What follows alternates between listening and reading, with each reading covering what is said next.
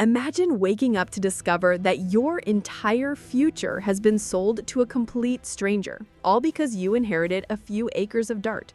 In the Middle Ages, the situation wasn't a nightmare, but a legal guarantee known as feudal wardship, where the crown viewed an orphaned heiress not as a person, but as a walking title deed. Under the statutes of the 12th through 14th centuries in England and northern France, sovereign law transformed human lives into bargaining chips for territory.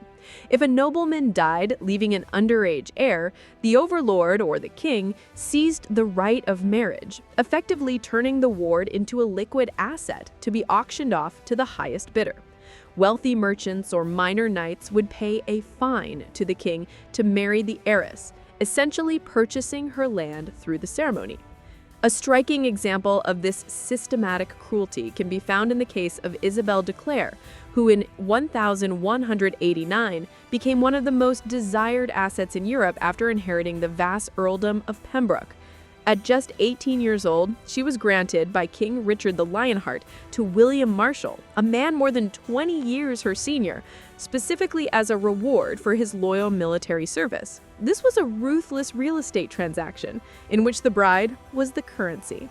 If a woman in her position attempted to refuse the stranger chosen for her, the law required her to pay the lord the value of the marriage, an astronomical sum that left most with no choice but to submit.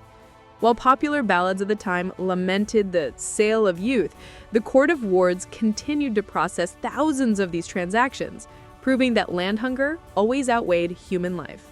This legal reality remained an enforced method of hostile takeover until the 10 Years Abolition Act of 1660 finally buried the practice.